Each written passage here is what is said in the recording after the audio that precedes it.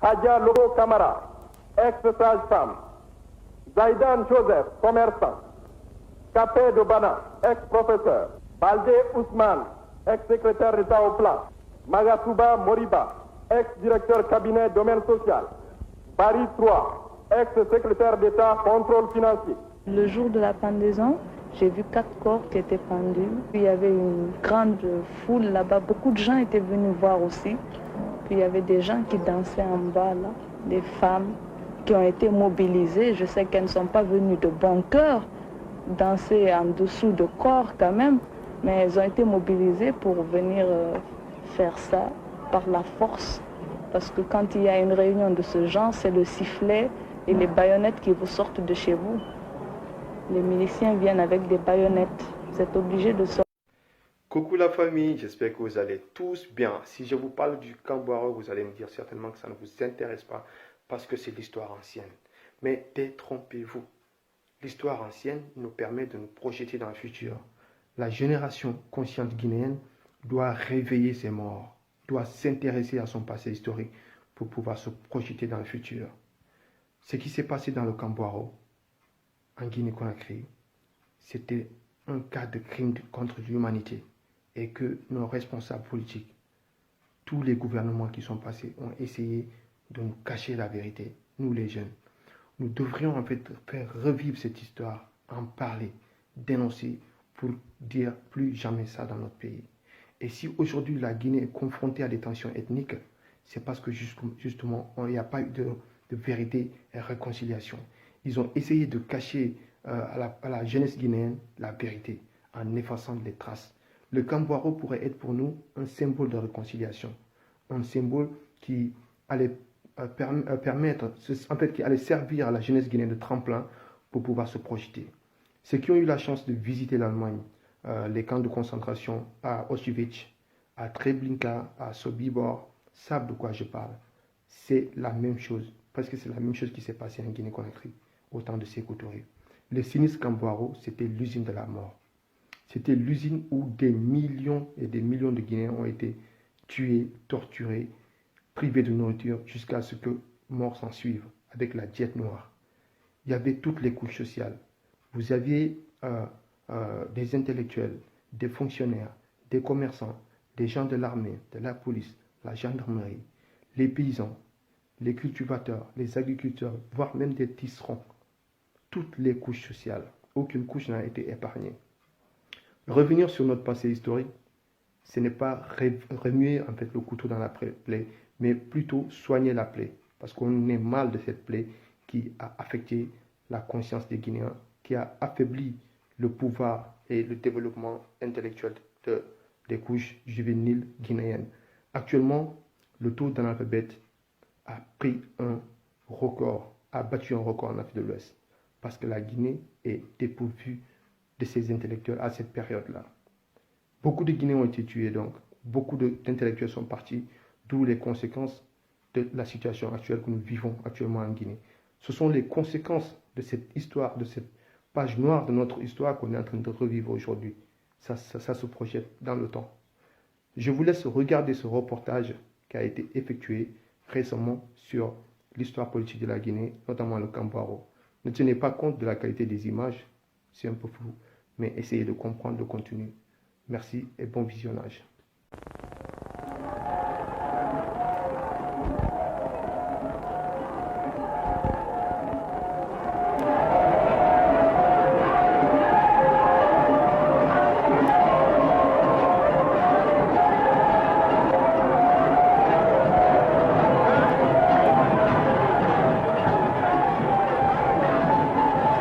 Hommage solennel du peuple de Guinée tout entier à son œuvre, mais aussi affirmation solennelle de sa volonté de radicaliser sa révolution dans tous les domaines.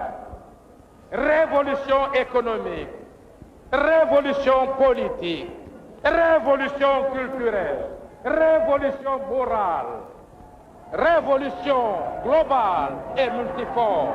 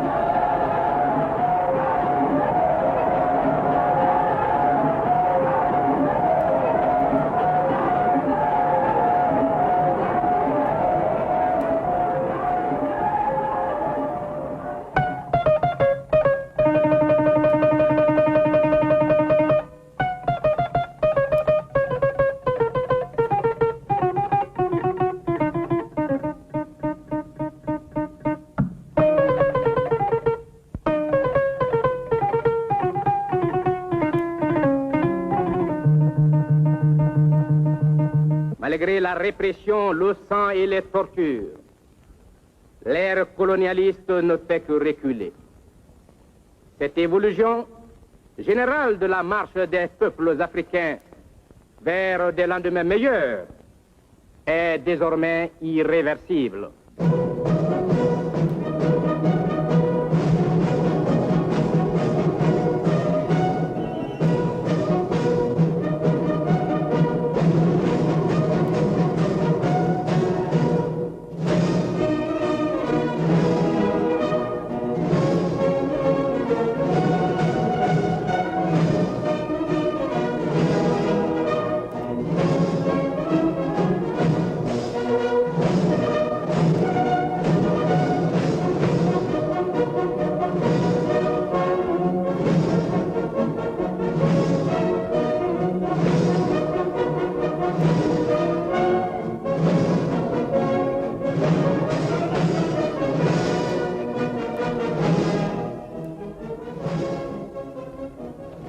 J'étais choqué de voir que certains Européens traitaient mal leurs boys, les payaient pratiquement pas, et puis bien d'autres choses. Au cinéma, aucun Africain n'avait le droit de rentrer au cinéma à la même place que nous. On les parquait sur des bancs devant.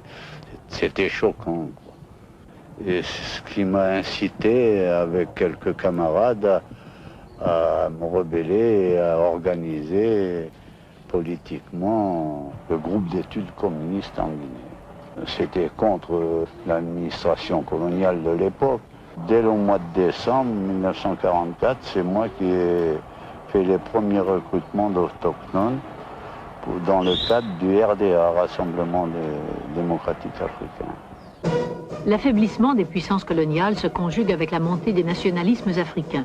L'administration coloniale résiste, mais les métropoles doivent composer, quelquefois dans le style épique. En août 1958, un fait sans précédent dans l'histoire des peuples, pour la première fois un pays colonisateur offrait à 14 de ses territoires d'outre-mer la possibilité d'obtenir leur indépendance et s'en remettait pour cela à une décision populaire rendue au suffrage universel. Enthousiasmés par la générosité de cette offre, les Africains, malgré les distances, malgré les inondations, accourent le 28 septembre au rendez-vous. Viennent-ils réclamer leur indépendance? Non. Pour la première fois dans l'histoire du monde, des territoires dépendants à qui on offrait l'indépendance refusèrent de la prendre, préférant fonder avec l'ancienne puissance colonisatrice une libre communauté conforme à leurs vœux. En fait, l'accueil était parfois houleux, comme à Dakar, au Sénégal. Je veux dire un mot d'abord aux porteurs de pancartes. Je veux leur dire ceci. Ils veulent l'indépendance. Qu'ils la prennent le 28 septembre. Au contraire, tout avait bien commencé dans la capitale guinéenne pour le dernier gouverneur français, Jean Mouberna. Le peuple entier de Conakry était présent, acclamant, et c'est ce que les accompagnateurs du général de Gaulle n'ont pas compris. C'est que les acclamations s'adressaient, sinon beaucoup plus, du moins autant, à Sékou Touré, qui était à ses côtés dans la voiture. C'est d'ailleurs pour que ces acclamations ne se trompent pas, ne puissent pas se tromper, que j'avais tellement insisté, car il avait fallu que j'insiste beaucoup, contrairement à ce qu'on pourrait croire, pour que le président Sékou Touré, qui était maire de Conakry depuis plusieurs années, qui était député de la Guinée, qui était vice-président du Conseil du gouvernement, et qui venait d'être nommé président du gouvernement depuis le 15 juillet, soit à côté du général. Après cette réception fantastique, je lui ai apporté le discours que Sékou Touré allait prononcer 1 heure après. Sékou Touré avait dit, ce qui était une position parfaitement logique, si la Constitution nous donne le droit à la libre disposition, la possibilité de régir nous-mêmes nos propres affaires, ce que ne laissait pas la Constitution de 58, qui c'était ou bien vous acceptez la communauté, ou bien vous êtes exclu. S'il y avait donc eu une autre version de la Constitution, la Guinée ne voulait pas, et Sékou Touré ne voulait pas la séparation. La séparation, elle a été imposée par le général de Gaulle. Sékou Touré s'est levé et a prononcé son discours. Le discours que nous connaissions tous. Mais ce qui a surpris, ça a été le ton employé par Sékou Touré, qui a employé le ton qui lui était, et qui lui est encore certainement, habituel. C'est-à-dire le ton de quelqu'un qui parle dans un meeting et qui appuie non seulement de la voix, mais du geste et du poing sur la table, les principaux passages. Ce qui fait que ce discours qui ne différait absolument pas de tous les discours antérieurs de Sékou Touré a fait une impression assez extraordinaire. Oui, le général s'est levé à ce moment-là, a répondu par un discours très bref, dans lequel il disait deux choses principales. Premièrement, je me suis aperçu en écoutant les orateurs que la France avait fait du bon travail et que la langue française était possédée et maniée d'une façon extrêmement brillante. Et deuxièmement, vous voulez l'indépendance. Si vous voulez l'indépendance, vous n'avez qu'à voter non le 28 septembre et la France n'y fera aucunement obstacle. Point. À la ligne. Elle en tirera bien entendu les conséquences. Messieurs, bien du plaisir. Il y a eu le vote qui s'est fait sans campagne électorale. L'emprise du Parti démocratique de Guinée était telle, le ralliement d'ailleurs de l'opposition au vote pour le non a été tel qu'il y a eu donc, je ne me souviens plus le chiffre exactement, mais enfin plus de 95% de non à la Constitution.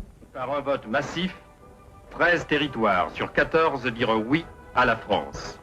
Et nul ne put mettre en doute la liberté de leur choix, puisque l'un d'entre eux opta pour la sécession.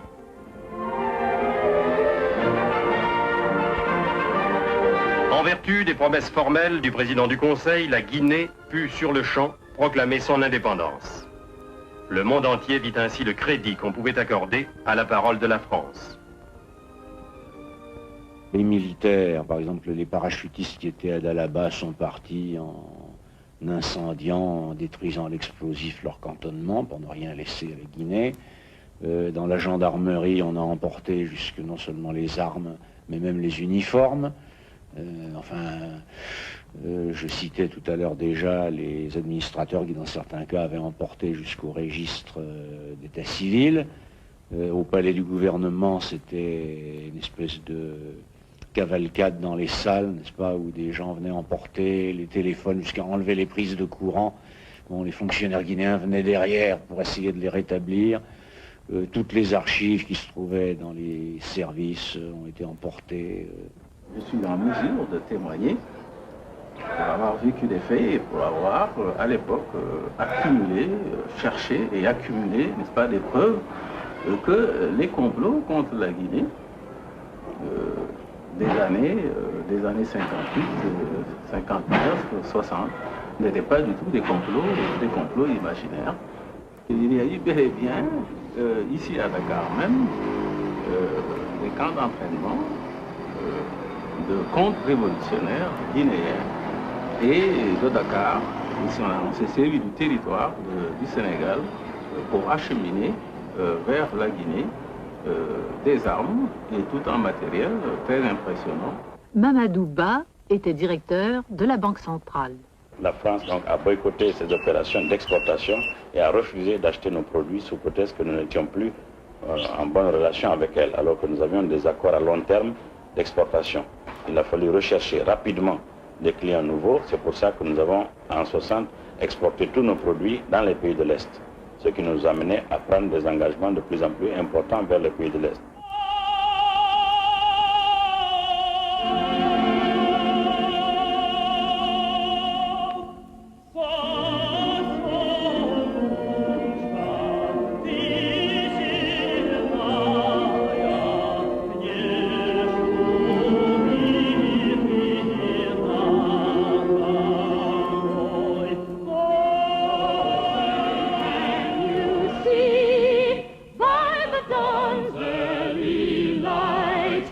Je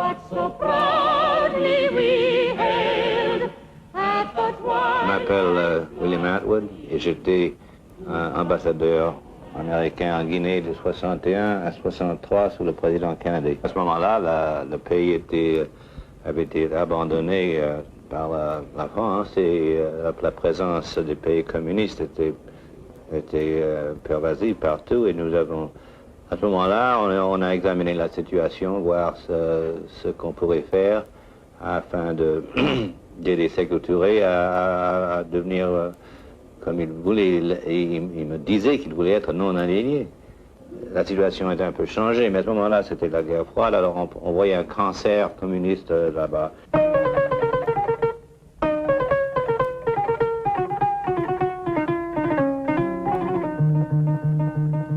La Guinée est un pays où se trouvait le quart des ressources mondiales de bauxite. Alors il y avait bien sûr un certain intérêt à ce que ces ressources ne tombent pas dans les mains des soi-disant adversaires. Il n'y avait pas de conditions politiques. Les seules conditions, c'est que l'aide ne soit pas gaspillée et que cette aide aille à des projets que nous pouvions approuver. La réduction du nombre des techniciens soviétiques, l'élimination de leurs avions, l'annulation de la réunion de la World Federation of Trade Unions, l'adhésion de la Guinée à la Banque mondiale, c'est un certain nombre de conditions. Oui, parce que beaucoup de gens comme ça, c'était là pour s'aborder nos efforts dans certains ministères. Alors on ne pouvait pas vraiment avoir l'aide américaine plus ou moins maniée par ces techniciens soviétiques. La WFTU, c'était simplement une agence de propagande, c'était pas vraiment une confédération. D'autres, non, je ne sais pas s'il y avait vraiment d'autres conditions. D'appartenir à la Banque internationale, c'était un geste pratique parce que c'est là où on trouve des emprunts. Oui, il avait beaucoup d'admiration pour Kennedy. Je ne sais pas pourquoi, malgré l'aventure cubaine et tout ça, les Français l'avaient abandonné, les autres pays ne pouvaient rien faire et il voulait que sa révolution continue. Le danger là toujours était que les idéologues prennent le pouvoir, c'est-à-dire les gens qui n'étaient pas vraiment pratiques. Et nous voulions encourager ceux qui n'étaient pas tellement politiciens, mais qui pensaient au bien-être du peuple. Le peuple était en misère. Et toujours, je crois. Les pays africains voisins, la plupart d'entre eux tout au moins, ont simplement poursuivi sous des formes nouvelles, sous la forme de l'indépendance juridique, la politique coloniale antérieure, c'est le néocolonialisme. Pratiquement rien n'a changé, sauf que quelques personnages qui étaient blancs ont été remplacés par des noirs. L'orientation de la Guinée a été de chercher à consolider véritablement une indépendance réelle, pas seulement une indépendance formelle, et pour cela détruire les structures coloniales, y compris dans le domaine économique, et créer des structures sociales, politiques, culturelles nouvelles. Il est certain que cette destruction et cette restructuration a pour résultat que sur le plan économique, sur le plan comptable, les résultats économiques, naturellement, on peut dire que ce n'est pas brillant, c'est pas la Côte d'Ivoire. Et la question qui restera à poser, c'est de savoir, en Côte d'Ivoire, pour qui? En maintenant une rivalité entre les blocs, la Guinée cherche à garder sa liberté d'action. Mais à l'intérieur, les problèmes économiques dominent. Le pouvoir se durcit. En 70, il y avait déjà une crise assez poussée en Guinée. Alors les étudiants ont constaté le mode de vie, le train de vie des ministres là-bas. Et puis on avait acheté beaucoup de Mercedes pour les ministres en ce moment. Des super ministres comme Ismaël Touré se permettaient de changer de voiture tous les ans. Alors on a essayé de critiquer ça en Conseil national de la Révolution. C'est-à-dire on a pris de court les autorités parce qu'on ne leur avait pas montré notre discours au début. Ça a été très mal pris par le président parce qu'il nous a dit, bon, de toutes les façons, les jeunes ont raison, mais c'est un langage qu'on tient à nos frontières. et que c'est l'impérialisme qui fait rentrer ce genre de langage dans l'esprit des jeunes et que de toutes les façons que les jeunes qu'on lui paiera ça très cher. Et dès qu'on a fini le discours, quand tout le monde s'est dispersé, on a arrêté aussitôt tous nos camarades qui avaient présenté ce discours. De nombreuses personnalités sont éliminées au cours d'une série de crises. C'est à l'extérieur que va se regrouper l'opposition. Certains de ses dirigeants cherchent l'appui des services secrets français ainsi que du Portugal qui combat le mouvement de libération de sa colonie de Guinée-Bissau. La Guinée soutient la lutte d'indépendance du célèbre leader Amilcar Cabral. Pour l'éliminer, les Portugais mettent au point un débarquement de nuit à Conakry, le 22 novembre 1970. 400 hommes environ débarquent. Il s'agit surtout de soldats africains de l'armée portugaise et d'exilés guinéens qui occupent différents points de la ville, sans trouver le président Sékou Touré. Les Portugais libèrent leurs compatriotes détenus à Conakry par les combattants de Bissau, mais Amilcar Cabral leur échappe.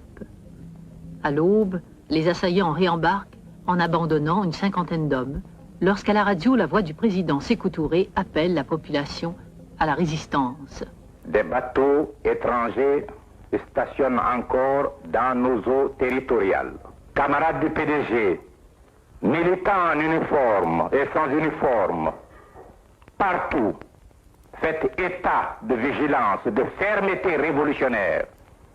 Surveillez autour de vous les complices éventuels de l'impérialisme pour les déceler et les écraser en même temps que les mercenaires venus dans les bateaux étrangers.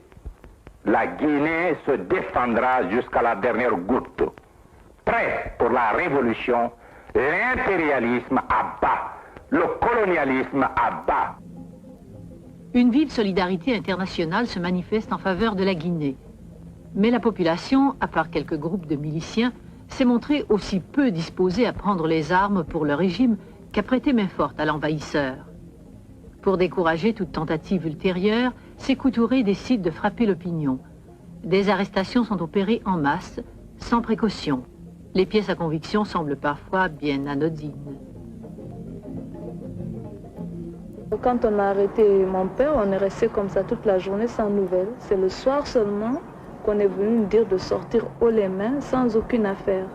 Alors on a demandé à ce qu'on prenne quand même quelques livres pour aller à l'école le lendemain. Et on est sorti comme ça, on n'avait plus où aller et on a eu de la chance quand même, des amis nous ont recueillis. Il y a le ministre de l'Intérieur qui sonnait à mon domicile. J'ai ouvert et il était là avec deux hommes de la milice et il me dit, Monsieur Max, au nom de la Révolution, vous êtes arrêté. Et je voulais me chercher encore un paquet de golvas et un mouchoir, mais il me forçait, il me prit par la chemise et il me sortait de ma maison et on m'a mené au camp Boireau. L'Assemblée nationale, érigée en tribunal révolutionnaire, doit juger les prisonniers et les Guinéens qu'on accuse de complicité.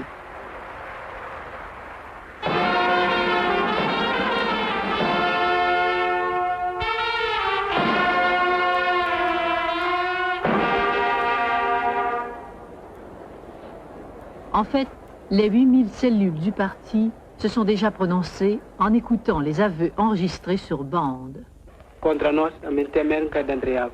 Je suis venu dans un groupe pour une mission mission.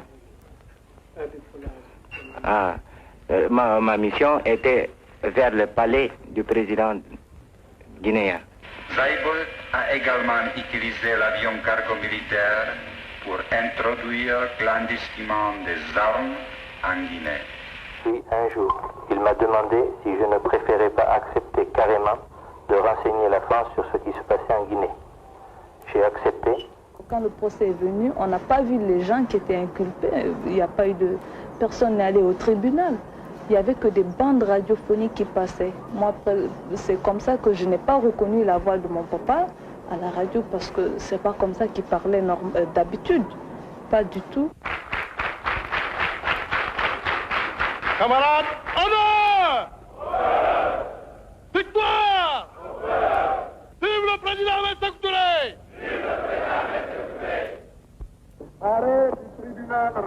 Commissionnaire suprême condamne à la peine capitale Francisco Joseph Sampaio, Mariore Teixeira, Antoine Correa, Hadja Lofo Camara, ex-sage-femme, Zaidan Joseph, commerçant, Capé de Bana, ex-professeur, Baldé Ousmane, ex-secrétaire d'État au plan, Magatuba Moriba, ex-directeur cabinet domaine social, Barry 3, ex-secrétaire d'État contrôle financier. Le jour de la pendaison, j'ai vu 4 corps qui étaient pendus. Puis il y avait une grande foule là-bas. Beaucoup de gens étaient venus voir aussi. Puis il y avait des gens qui dansaient en bas là, des femmes qui ont été mobilisées. Je sais qu'elles ne sont pas venues de bon cœur danser en dessous de corps quand même, mais elles ont été mobilisées pour venir faire ça par la force. Parce que quand il y a une réunion de ce genre, c'est le sifflet et les baïonnettes qui vous sortent de chez vous. Les miliciens viennent avec des baïonnettes. Vous êtes obligés de sortir. 91 personnes sont condamnées à mort. Le porte-parole de l'Assemblée nationale guinéenne a également prononcé 66 peines de travaux forcés à perpétuité, parmi lesquelles Monseigneur Tidimbo, archevêque de Conakry, Herman Diebold, dont le suicide a été confirmé, et Adolphe Marx, sujet ouest-allemand. Dans le temps où je travaillais comme maître brasseur et comme directeur, je ne me suis jamais occupé pour des choses politiques. On était bien au courant qu'il y a des gens qui rentrent en prison. On était bien au courant qu'ils étaient condamnés à mort et tués. Quelquefois, si je passais aux places de tennis à Conakry, j'ai entendu des cris de gens de prison politique dans laquelle j'étais après, mais on ne se rendait pas compte que ça pourrait arriver un jour aussi à nous Européens. Il m'approche que je n'avais donné de fortune de 300 000 $ aux Guinéens que je n'avais embauché dans la SS nazie. On m'accuse que je n'avais empoisonné la bière. Dans ce tribunal, si on peut appeler ça un tribunal, j'étais accusé seulement, mais je n'avais pas le droit de me défendre. La chasse aux agents de la 5e colonne se poursuit pendant plusieurs mois. J'ai été arrêté à 10 h du soir et amené à Conakry dans la nuit. J'ai jamais été interrogé, j'ai jamais été condamné. Et cependant, quand j'ai été libéré, sur la feuille de route qui m'a été remise, j'ai été condamné le 25 décembre 1971 à la détention perpétuelle. Comment vous avez été libéré? Ben, mes enfants ont fait beaucoup de démarches et c'est surtout le Parti communiste qui s'est beaucoup dépensé. Et c'est un membre du comité central qui est venu à Conakry me chercher. Et puis ça s'est passé comment? Eh bien, quand j'ai été libéré, Sékou Touré a téléphoné à la prison, il a envoyé sa voiture me chercher. Et il m'a dit on t'attendait pour manger. Et puis il s'est avancé, a descendu le grand escalier d'honneur, et moi j'ai descendu derrière lui, mais à 2e, 3e marche, j'ai tombé et j'ai roulé jusqu'en bas. Sékou Touré a couru, il m'a rattrapé, il m'a dit excuse-moi Kazo, je savais pas que tu pouvais pas marcher. Et puis avant de partir, il m'a embrassé et tout ça, et il m'a dit Kazo, tu sais, c'est pour la révolution. Mon mari, je n'ai aucune nouvelle. Il a été arrêté en 1971. Et lui et 8 autres membres de sa famille. Et qu'est-ce qui vous est arrivé? Moi-même, j'ai été détenue au Camboiro de 73 à 74 pour avoir envoyé ma fille en traitement ici en Côte d'Ivoire. Mon mari, mon beau-frère, mon frère et des cousins et des oncles. Pour quelle raison? Mon mari a été arrêté pour n'avoir pas dénoncé une conversation qu'il aurait entendue. Quelle année il a été arrêté? En avril 1969. Vous avez des nouvelles? Je n'ai pas de nouvelles, j'ignore s'il est vivant ou mort. Nous avons été affectés à l'intérieur pour nous obliger à nous remarier Et c'est le cas de toutes les femmes de détenues. Moi, je sais que si je rentre, il m'arrêtera. L'épuration frappe 16 membres du gouvernement sur 24, la quasi-totalité de l'état-major, une douzaine d'ambassadeurs, la moitié des gouverneurs de région, beaucoup de hauts fonctionnaires et un grand nombre de simples citoyens. On laissera mourir de faim dans sa cellule le président du comité révolutionnaire de Kindia, Émile Cissé. On arrête jusqu'à son chauffeur. C'était moi le chauffeur d'Émile Cissé. Le jour qu'on a arrêté Émile, l'année ils sont venus me chercher, m'amener au camp. Je me suis demandé qu'est-ce qui s'est passé. 3 jours après, on m'a dit qu'ils ont arrêté Émile, on nous a tous arrêtés. On nous a amenés à Conakry, au camp Boiro, à laquelle j'ai resté 3 ans, 10 mois et 12 jours. Pour quelle raison? Je ne sais pas. Mais un homme m'a posé une question, ni noir ni blanc. Augustin Péronne tenait le bar de la plage. À son retour de congé, il est jeté en cellule sans explication. Si vous aviez vu cette cellule, il y avait du sang de partout. De partout, il y avait, je ne suis pas un mercenaire. Je suis innocent. Vous voyez? Il y avait le sang coagulé contre les murs, les doigts. Il y avait des marques de doigts, mais du sang sec, comme on fait des tableaux à la palette, le sang était sec contre les murs. J'étais en faculté d'électrotechnique, est venu marquer en classe. Une fois dans la cellule, j'entends quelqu'un qui écrivait sur la porte. Je crois bien qu'il a écrit jet de tel jour à tel jour. Je suis resté là 5 jours sans manger ni boire. Enfin, ça, c'est pour tout type qui vient au camp Boiro. Son début. On le met en jet avant de l'interroger. Pour quoi que ce soit. Les murs montaient jusqu'au sol, hein, dans les cabines. Et la porte était en fer. Alors le matin, le soleil tapait sur la porte, on ne pouvait pas la toucher. Le midi, il était sur les tôles. Elle blanchissait. L'après-midi, il était sur les ados de derrière. Le soir, jusqu'à 10 heures, on ne pouvait pas se mettre contre ce mur. Vous voyez? Et je suis resté là 2 ans et demi, monsieur. J'étais plein de poux, des cafards, des rats, c'était infect. Encore, c'était rien à côté des repas. Ils sont venus me chercher vers 1h, 2h du matin pour me conduire là où ils appellent la cabine technique. Ils m'ont montré un rapport que j'ai lu, aux yeux là. Alors, j'ai dit que non, je ne peux pas reconnaître ça parce que ce n'était pas de moi, je n'ai pas fait ce qu'ils m'ont montré. Parce qu'ils me disaient que bon, moi j'organisais avec certains étudiants des manifestations. Ils ont commencé, d'abord ils m'ont mis entre des pneus. Ils m'ont mis des électrodes. À la fin, je ne pouvais plus parler, je ne pouvais plus tenir. Ils m'ont pris, moi j'étais dans la même cabine. On nous a libérés, c'était un samedi. Par la suite même, le président a demandé à nous voir. Il nous a bien dit de ne rien dire lui aussi. De ne pas raconter justement, surtout de ne pas raconter ce qui se passe à l'intérieur de camp Boiro.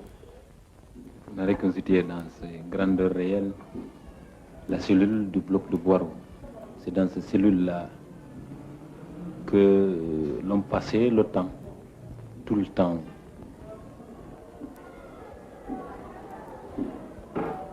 Voilà, ce sont les électrodes, voilà.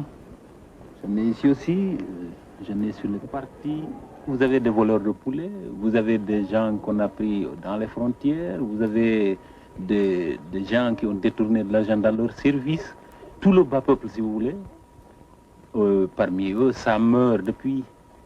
Pour vous dire qu'il y a assez de décès dans cette partie,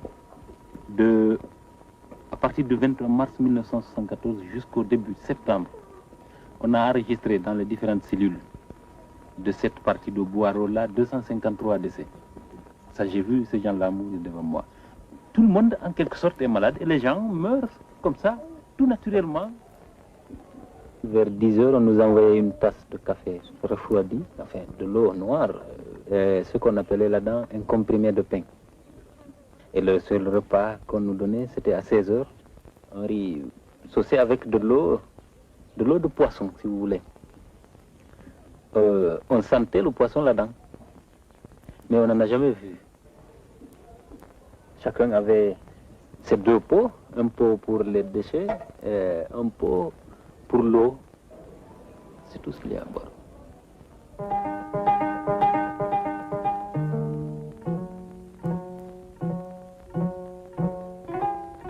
On n'a pas l'espace nécessaire pour se remuer. On reste tout à fait tranquille pendant des années. Il y a des étrangers, des Africains d'autres pays, leurs familles ignorent où ils sont, et à Boiro, ils ne sont même pas enregistrés. J'ai fait 15 mois à Boiro. Depuis le jour de mon arrestation, j'ai fait 22 jours à l'intérieur du pays, dans 12 autres prisons.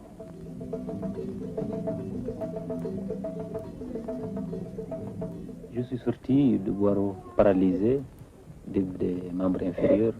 J'avais des troubles visuels. J'avais 1/10.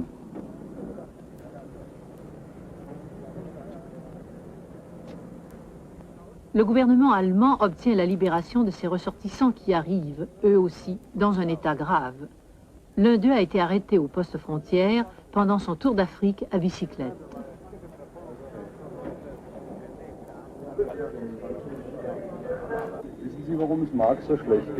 J'ai attendu, on lui donne la grâce. Ça, sont les seuls mots que je me souviens. Je mis mes mains comme ça et je me demandais pourquoi on me donne la grâce. Je n'ai rien fait. Les petits balins qu'on ramassait, qu'est-ce qu'il pouvait avoir fait? Peut-être pour un billet de 100 francs, vous voyez, avoir dit quelque chose, peut-être comme ça, mais il n'y a pas de complot, c'est pas vrai, c'est tout faux, ça. Si on se faisait choper parce qu'on avait regardé sous la porte,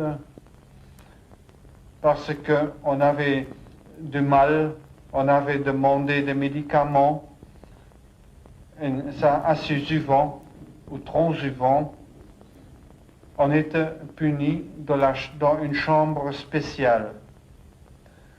Dans cette chambre-là, c'était une cellule 4 à 4 mètres, pas d'ouverture, ni un porte en bois, c'était un porte en métal. Le soleil, elle frappait dans la journée dessus. Et dans cette chambre-là, il n'y avait plus que 15 personnes. Le plus fort, bien sûr, au mieux place, et les autres au fond de cette cellule. Au fond de cette cellule, il y avait 3-4 pots pleins. Et chacun y faisait son besoin au-dessus. Et ceux qui s'étaient mal placés, ils couchaient presque sur le même lieu. Dans cette cellule, la porte se n'ouvre pas seulement pour sortir quelqu'un qui n'avait terminé sa punition ou pour sortir quelqu'un qui était mort dedans ou pour rentrer quelqu'un. Mais jamais un garde a demandé comment ça va ou un goutte d'eau était rentré. Moi, j'étais plusieurs fois dans cette cellule pour 4 ou 5 jours. Mais il y avait deux autres gens dedans qui étaient 12 jours dedans. Et là-dedans, chacun, il transpire, chacun, il a peur, chacun, il a son mal. Et il se demande pourquoi nous sommes ici, pourquoi nous sommes ici, qu'est-ce qu'on a fait qu'on nous punisse comme ça. On les attachait du fil de fer, on les foutait dans la cellule, comme ça, pendant 5-6 jours. Ça mangeait, ça mort attaché. Alors le sang coulait, il était mangé par les mouches, après c'était les vers, et c'est de là où j'ai vu ces abominations que j'ai vues. Il y avait une pierre tombale là. C'est noir, il restait que la peau, un peu de peau. Il y avait des os, ils étaient pleins de vers. Il y avait des hommes de corvée qui avaient des bouts de bois il chavirait le brancard dessus cette pierre tombale.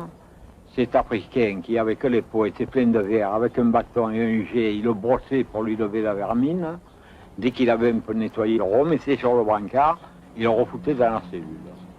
À la fin, je n'osais plus sortir parce qu'en passant près des cellules, j'entendais patron, chef, tuez-moi, j'en ai assez. Allah, pourquoi? J'en avais peur. Je ne veux plus en entendre parler. C'était terrible. Dans la chambre de technique, on me mit à la machine. Après la première ou deuxième fois, le sang commençait à couler. Mais ça n'empêchait pas de gens de remettre encore aux mêmes places de fil, dans la même blessure qui s'était déjà jaune par le pouls. On était obligé de voir comme les autres ils s'étaient torturés en même temps. Le traitement du fou, l'homme est attaché à un arbre, il est obligé de tourner rond de cet arbre en criant « Vive la Révolution! Vive la Révolution !» Et c'est là, jour et nuit. On m'a attaché au plafond par un ficelle qu'on m'a mis sur mes épaules.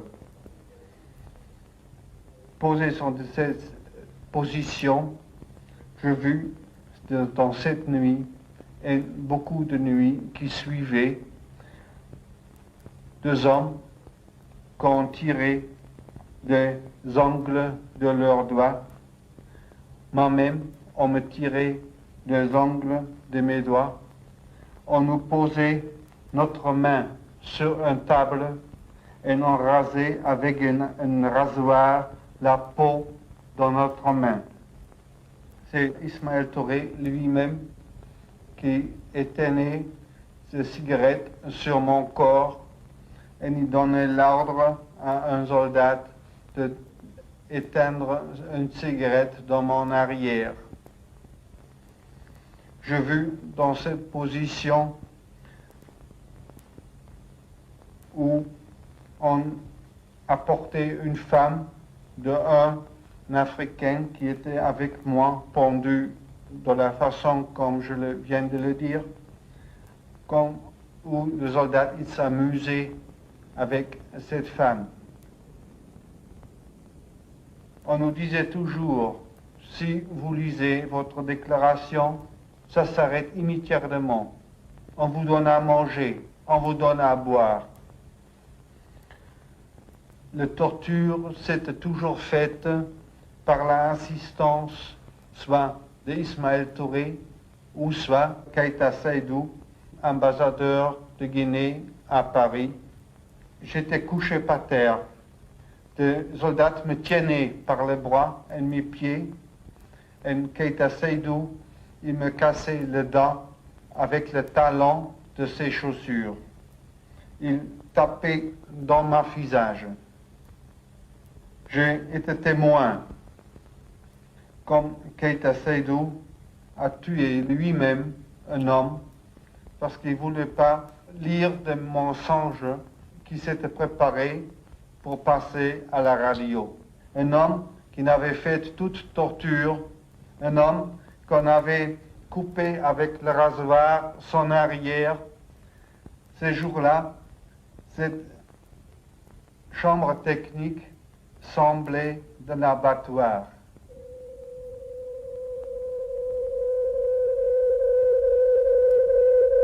« 1976, nouvelle vague d'arrestations. L'un des principaux accusés est âgé de 14 ans. Encore une fois, la radio nationale diffuse des aveux. La purge emporte le ministre de la Justice, Diallo Telli, ancien secrétaire général de l'OUA. On l'accuse d'avoir été recruté par les services secrets américains. Le chef de l'État ne dénonce plus seulement la 5e colonne, mais toute une ethnie, les Peuls, 40% de la population. Quelques-uns des plus remuants porte-parole de l'opposition extérieure sont Peuls, et les conséquences retombent sur la communauté entière. Et c'est l'année dernière, lors d'un discours fleuve que le chef de l'État guinéen a fait, il accusait les Peuls de racisme. Et il a demandé alors à tous les intellectuels Peuls de faire une déclaration et à se prononcer sur le racisme Peul. Dans mon récit, j'ai dit, comme beaucoup d'autres de mes compatriotes, qu'il n'y avait pas de racisme en Guinée et qu'il ne fallait pas faire courir de tels buts car cela menaçait l'unité et la sécurité nationale de notre pays.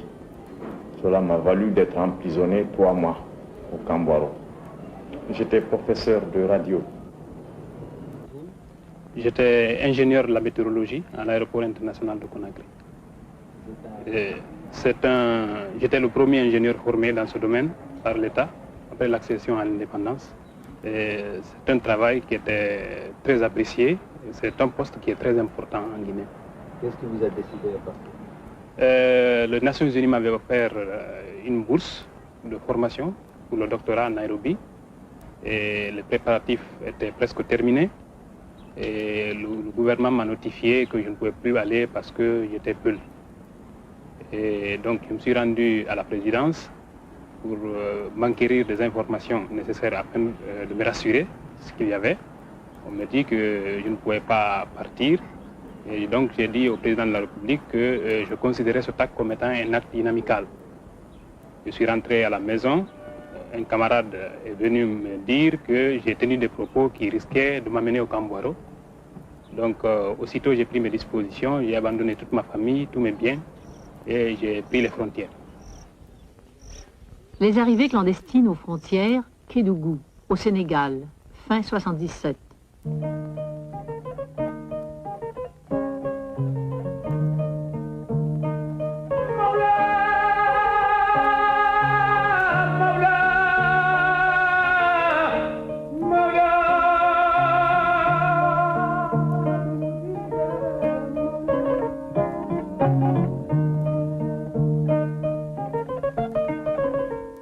Il arrive le jour au jour, jusqu'au moment où le camion aura son plein. Là, ils sont en train de payer le billet avec le chauffeur qui est au centre avec la chemise bleue. Ils sont là depuis combien de temps? 2-3 jours comme ça.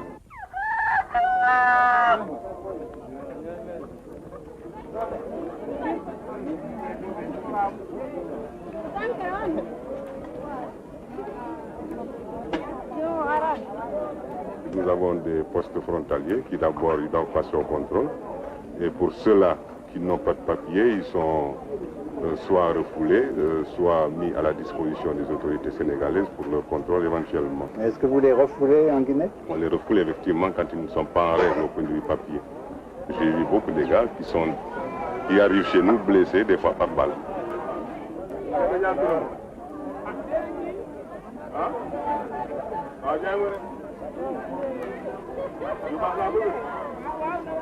Je suis venu jusqu'à la frontière, j'ai été appréhendé par une patrouille militaire. J'étais avec un groupe de 10 individus et comme moi je ne portais pas de chaussures, je n'ai pas pu fuir. Ils ont ouvert le feu sur le groupe, les autres ont fui, je n'ai pas pu fuir. Ils m'ont arrêté, ils m'ont conduit au camp militaire. Et là j'ai été attaché par les militaires, ils m'ont insulté, ils m'ont bastonné. Ils m'ont demandé pourquoi je me rendais au Sénégal. Je leur ai dit que je m'y rends parce que j'aime ma mère, je veux la voir, j'ai envie de la voir. Il y avait longtemps que je ne la voyais pas.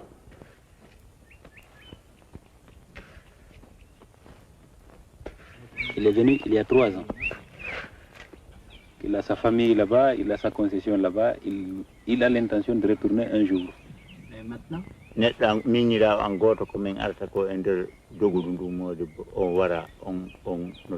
a tiré sur un de ses jeunes frères à la frontière qui est mort sur place. Qui ne peut pas aller donner son âme à un bourreau.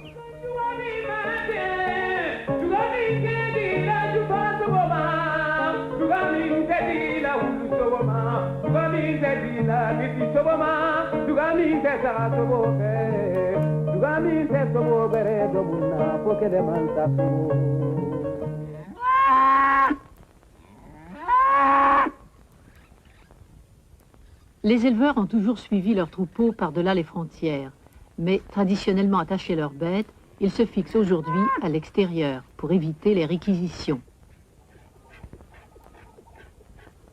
Est-ce qu'ils viennent ici parce que c'est plus riche? Non, ce n'est pas là qui sont des plus riches, c'est seulement ceux qui sont des plus tranquilles. Si c'est pour qu'ils sont des plus riches, ça ne veut pas quoi, parce qu'on ne sait pas s'il est riche là-bas ou non. Mais quand même, c'est seulement ici, il est tranquille, il peut travailler comme il veut. C'est pour ça. Et est-ce qu'il y a des Sénégalais qui passent de l'autre côté? Ah, non. Ça, non. Pourquoi? Ah, c'est pas parce qu'il là-bas, vous-même vous savez, parce qu'il là-bas, vous entendez dans la radio, c'est un peu serre, c'est trop serre. On ne peut pas voir là-bas quand on coupe la tête, on ne peut pas partir. Beaucoup de Guinéens ont quitté la Guinée Sékou Touré pour venir s'installer en Guinée-Bissau.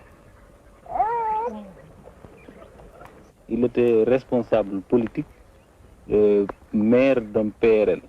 PRL, Pouvoir révolutionnaire local, c'est la cellule de base du parti au pouvoir en Guinée. Sékou Touré a voulu une fois récupérer les Guinéens de la Guinée-Bissau, mais les autorités de Bissau ont refusé.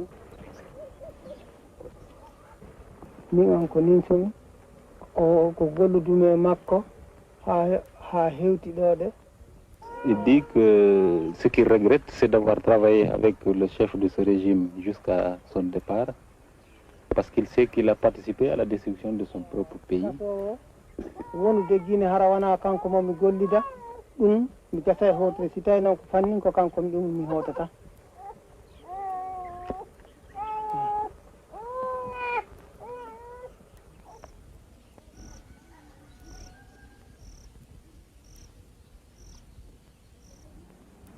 Je suis arrivé il y a 11 jours. À Conakry, j'étais docteur en médecine, je travaillais à l'hôpital Niastine.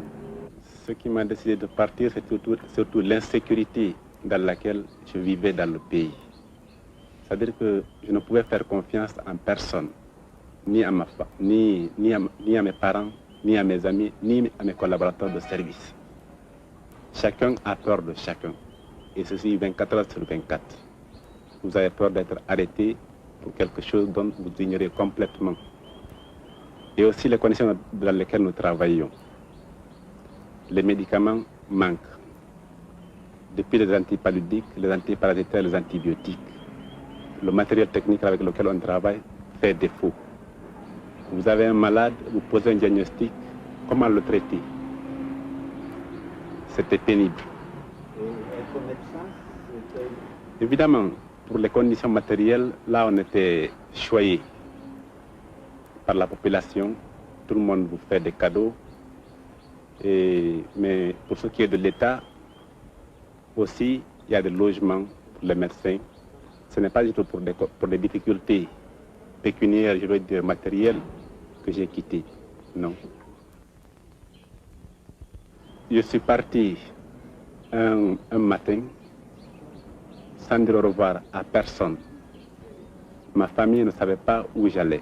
J'ai laissé ma chambre, le lit était bien fait, la bibliothèque était là, ma valise était là, tout était intact apparemment. J'ai pris un sac, je suis venu à la frontière. Quelle frontière? La frontière sierra-léonaise.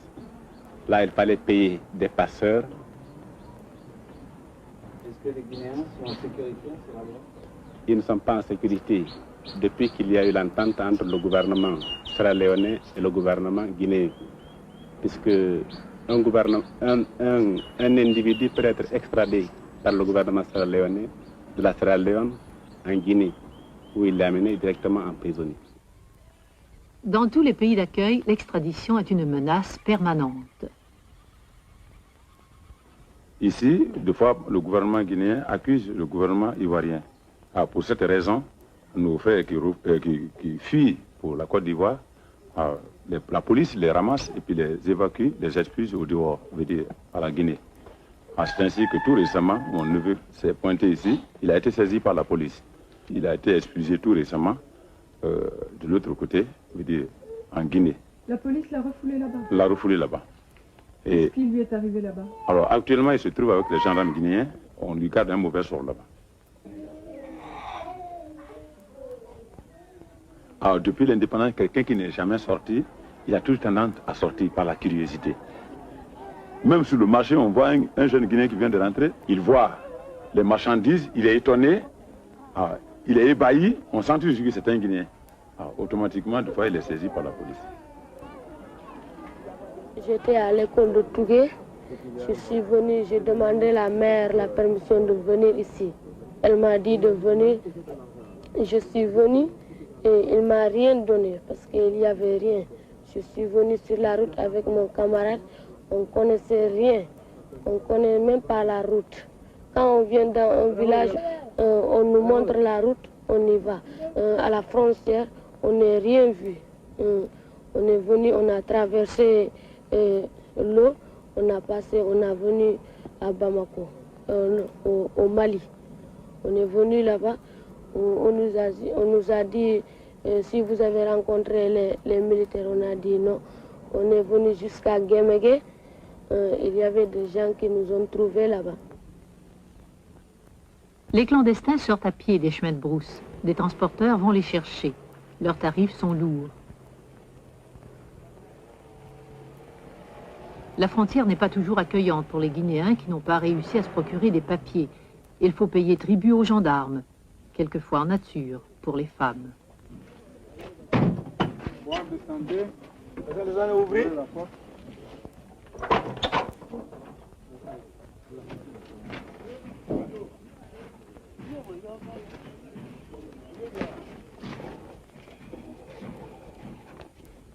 Tous ne sont pas réfugiés. Le trafic frontalier contribue aux difficultés économiques de la Guinée. Quelques gros commerçants et même des cadres vendent le produit des récoltes à l'extérieur. Mais pour la plupart, il s'agit de lutter contre la pénurie en se procurant quelques petites marchandises dans les pays voisins.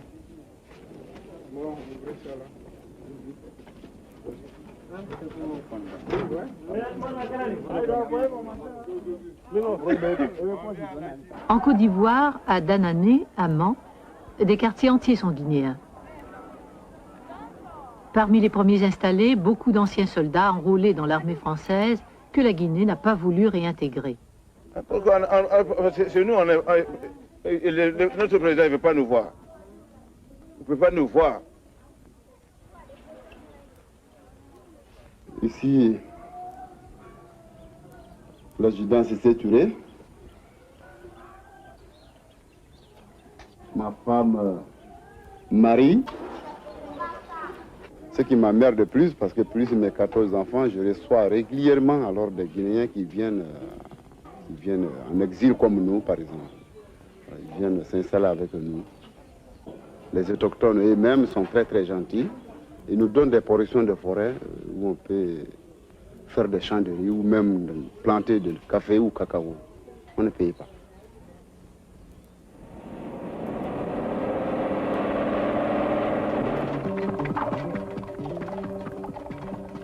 Abidjan. Je suis chef de famille. Tous ce sont mes compatriotes venant de la Guinée. Depuis combien d'années vous êtes là? Ici, là, 3 ans. 3 mois qu'il est là. 2 ans. Moi, je suis là depuis 1 an. Il y a 3 ans, 2 mois que je suis là. Moi, je suis là il y a 3 mois. Pour moi, c'est 3 ans. Il y a 1 an, 8 mois, je suis là. 2 mois, je suis là. 2 ans. Moi, c'est 8 mois. C'est 2 ans ici. 1 an. 8 mois, je suis là. 1 an. Je viens d'arriver tout de suite. Ils se sont enfermés ici. Pourtant, je les reçois tous ici. Je les garde tous ici. Ils sont là. Si vous voulez, je peux les faire sortir dans les maisons. Ils sont là. Il y a des gens qui n'ont pas fait le film, là. Ils n'ont pas fait. Il y a beaucoup qui n'ont pas fait. Ils ont peur parce que quand ils se retournent là-bas, ils seront tous assassinés. Ils seront tous pendus. Pendus au corps de là-bas. Ils ont peur de ce coup parce qu'ils vont les pendre. Et avec sa famille, tout. Même si lui ne part pas, mais si on trouve son photo dans le film, sa famille, tout sera pendu. Tous. Il faut trouver du travail. Maintenant aussi, ici, il n'y a pas moyen, on ne peut pas trouver de travail. Des fois, d'autres me confient un peu. Ils disent, tiens, fais ça. Quand je fais c'est ça, avec ça, je nourris ma famille. Parce que je n'ai pas de droit, je ne suis pas un Ivoirien. Je suis un Guinéen. Tout est pour les Ivoiriens. Nous sommes fatigués. Parce que même les gens qui viennent d'une frontière là-bas, quand ils viennent avec les transporteurs, vous partez tout de suite à la gare là-bas, vous en verrez un pile. Je ne peux pas laisser ma famille qui vient de la Guinée, leur laisser traîner dans la main des gens. Je ne peux pas. Je suis obligé de donner. Et nous, les Africains, nous sommes des socialistes. Quand vous venez tout de suite, comme nous sommes là comme ça, là, on mange ensemble. On n'a pas besoin d'invitation ni quoi. Quand tu viens me trouver, je suis en train de manger, tu laves la main seulement, on mange. Quand on finit, c'est ça. Et regarde tous nos enfants, au moins j'ai 10 enfants qui sont là, qui souffrent pour aller à l'école. Maintenant, moi seul, tout ça là, il faut que je donne à manger à tout ça là. Et en Guinée, c'est des socialistes? En Guinée, les socialistes guinéens et autres socialistes, on vit en société. Donc c'est le socialisme complet ça. Au lieu d'une socialiste scientifique, non, on n'a pas besoin. Et particulièrement en Guinée, c'est un régime de terreur qu'il y a et non un socialisme. Parce que le socialisme, généralement, les gens travaillent très bien et s'aiment. Et en Guinée, c'est le contraire. Il n'y a pas d'amour. Chacun se méfie de l'autre. Ce qui fait que les gens vivent dans un état de qui-vive permanent. Les Guinéens à l'extérieur se chiffrent par centaines de milliers. Il n'est guère possible de connaître leur nombre exact car ils se font passer, dès que possible, pour Maliens, Voltaïques ou Sénégalais. Mais on estime qu'un Guinéen sur 4 a voté avec ses pieds. Les quelques mouvements d'opposition sont aidés ou muselés en fonction de la politique du pays d'accueil. Malgré les problèmes que pose l'afflux des exilés, les pays voisins ne les reconnaissent pas officiellement. Pour le Haut Commissariat aux réfugiés des Nations Unies, ils ne sont que 4. En contrepartie, on ne voit pas la misère des camps de réfugiés, la solidarité de la famille africaine aidant. Traditionnellement, les Guinéens étaient teinturiers, tailleurs, charbonniers.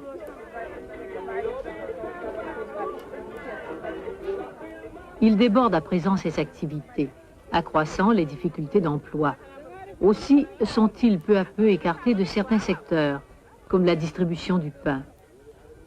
S'ils sont encore chauffeurs de taxi, ils ne sont ni pêcheurs, ni vendeurs de poissons, seulement porteurs.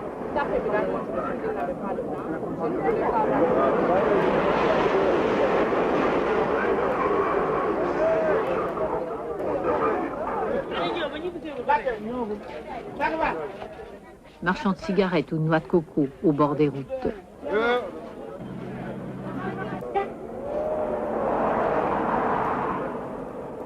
Et pourtant, leur pays offre un immense potentiel économique que d'autres se chargent d'exploiter.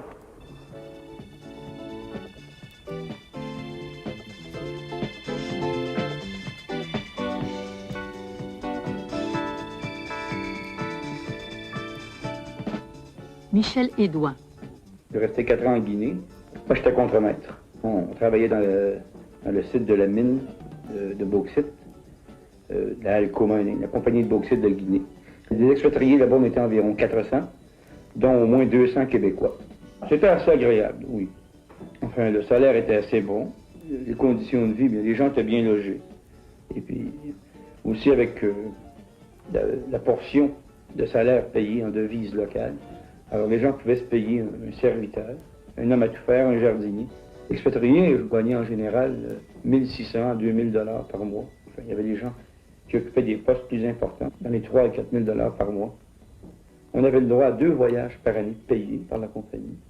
Enfin, le Guinéen, en général, était payé environ 2000 cili par mois, ce qui fait l'équivalent de 100 $. Pour vous donner un exemple, une chemise coûte environ 1500 cili.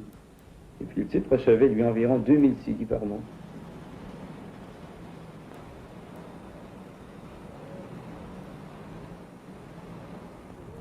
Les bateaux venaient soit de Belgique, bien des États-Unis. Ça, c'était vendu uniquement en dollars. Et seulement les expatriés et quelques Guinéens privilégiés pouvaient aller au commissariat et acheter du commissariat. Il est très difficile de se procurer de la nourriture sur le marché. Il n'y a presque rien, quoi. Alors, le PAM expédiait chaque mois des tonnes et des tonnes de nourriture. Le PAM, c'est un organisme d'alimentation mondiale qui est subventionné par le gouvernement des États-Unis. Expédiait des tonnes et des tonnes de produits alimentaires. Ces produits alimentaires-là étaient entreposés à Kansar, dans un vaste entrepôt. Et puis, les Guinéens avaient le choix qu'une portion de leur salaire, une partie de leur salaire, soit retirée pour qu'ils puissent aller se ravitailler en riz, en sucre, en concentré de tomate, par exemple, en huile. Puis la ville minière, ça c'est tout neuf, c'était construit uniquement pour la mine. 200 à 300 maisons. Pour les écoles, il y avait l'école des expatriés. C'était des professeurs qui venaient d'Europe, du Canada, des États-Unis, qui venaient enseigner aux enfants des expatriés. En général, les expatriés restaient à Kamsar, ne cherchaient pas à sortir. Ils avaient très peu d'intérêt, pour chercher à connaître et à voir le pays. Les gens avaient un peu peur aussi, parce que dans un système comme ça, où il y a des militaires partout, des miliciens, des policiers, qui se croient tous les droits d'ailleurs, hein, qui ont presque tous les droits. Ils en parlent beaucoup, mais quand on pense que le salaire est très bon, alors on passe par-dessus, quoi. On ferme les yeux. Alors Boki, c'est un consortium nord-américain, ouest-européen, avec le gouvernement de la Guinée, qui font l'exploitation. Tout près de Boki, il y a la mine de Sangaredi, qui est le plus grand gisement de bauxite au monde. Là, on extrait le minerai, et puis on l'envoie à Kamsar par train. Et puis on l'expédie par bateau vers la France, vers les États-Unis, le Canada, aux usines Alcan, à Port Alfred, Arvida et tout ça.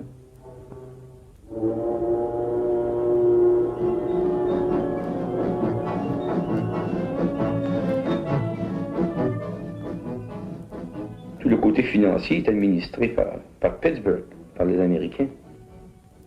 Les exportations dépendent à plus de 90% de la bauxite, dont le marché est contrôlé par les multinationales de l'aluminium.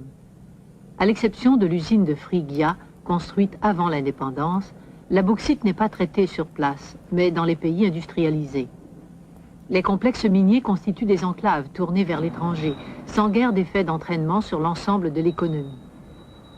La construction des routes, de la voie ferrée, du port pour évacuer le minerai, a contraint la Guinée à de lourds emprunts.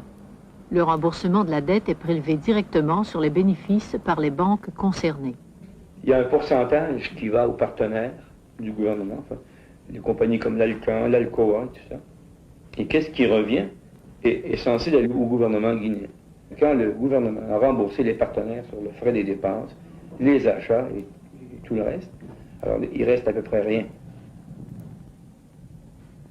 Devant les efforts des pays miniers des Caraïbes pour ne plus simplement fournir leurs ressources naturelles, les grandes firmes cherchent à développer le rendement de pays plus conciliants. La Guinée a remplacé la Jamaïque en tant que second producteur mondial de bauxite derrière l'Australie en 1976. Elle est le deuxième fournisseur des États-Unis. Sa production doit encore s'intensifier.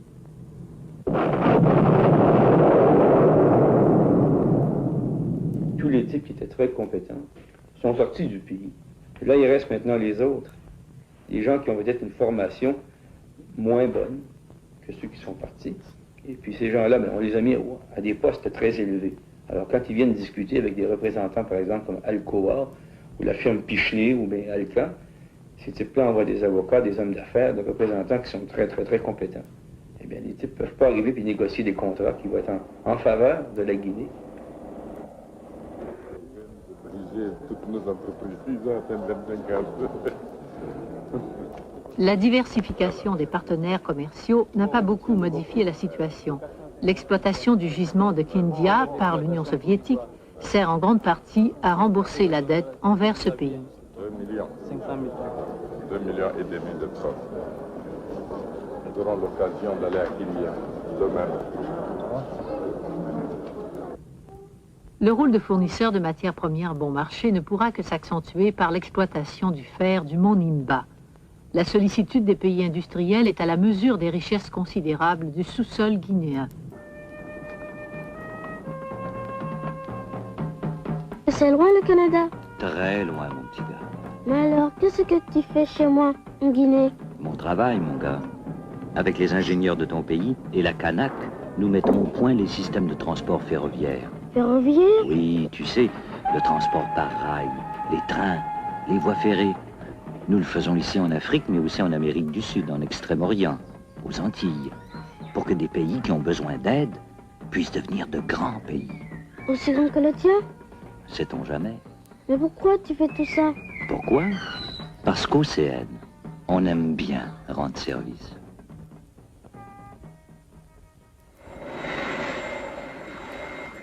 La France aime bien rendre service, elle aussi. Les relations sont officiellement rétablies en 1975.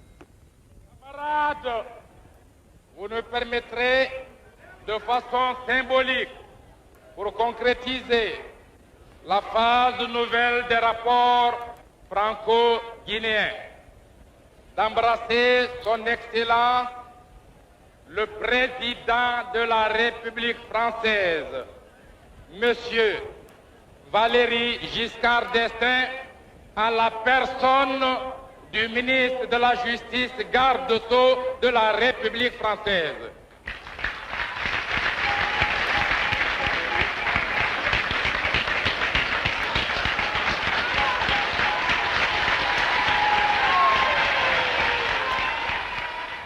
Les compagnies françaises obtiennent d'importants contrats. Travaux publics, réfections ferroviaires, production de véhicules Renault, participation minière, hôtellerie, prospection pétrolière, équipement de télévision, communication par satellite.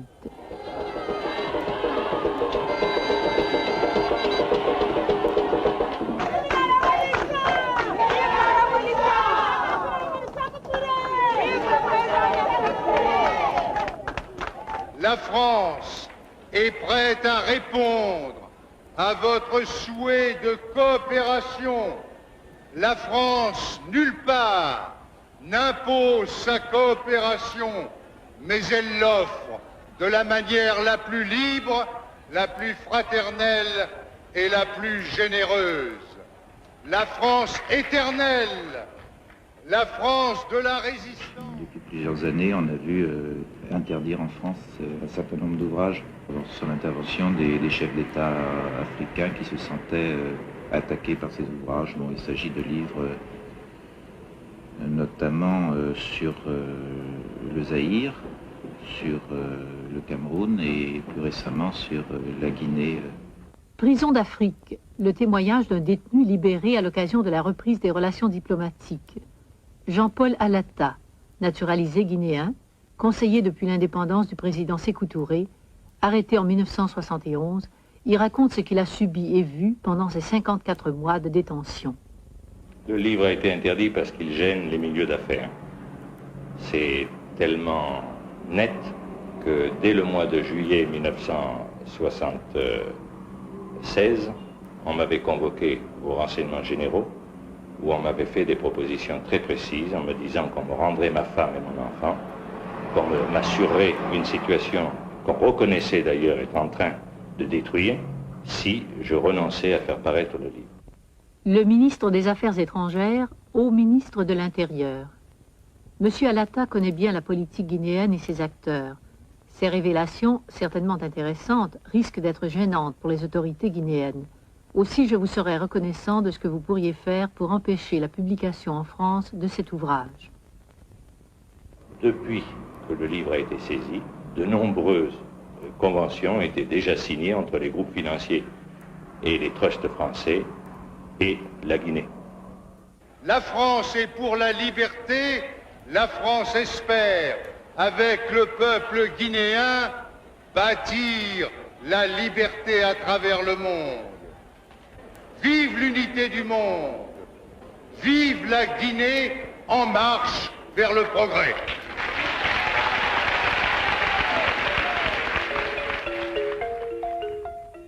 Le problème, c'est de savoir aujourd'hui si le régime guinéen est un régime progressiste uniquement parce qu'il est encore reconnu comme tel par un certain nombre d'États, ou si c'est un régime de droite à tendance qu'on peut même qualifier de fasciste. Enfin, la succession d'assassinats depuis la prise de pouvoir de Sékou Touré, ne serait-ce que parmi les ministres successifs, quand on prend la liste des ministres qui se sont succédés auprès de lui, et qu'on voit ceux qui sont encore vivants aujourd'hui, c'est complètement accablant, c'est pire que les purges staliniennes. Consigne de silence ou crainte de représailles, beaucoup ont hésité à témoigner.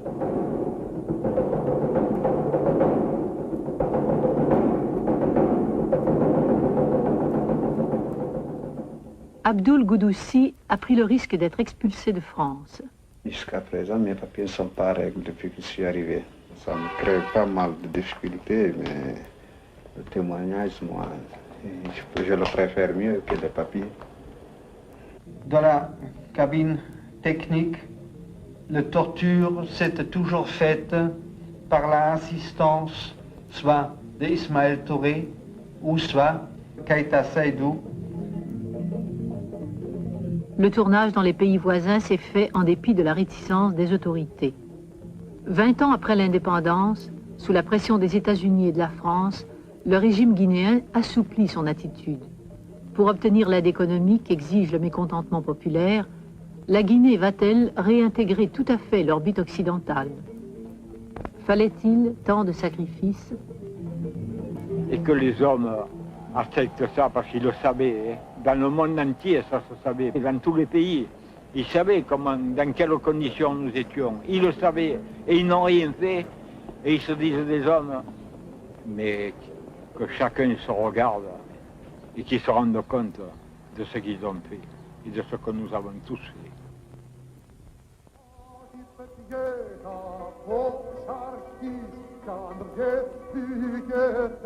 Kan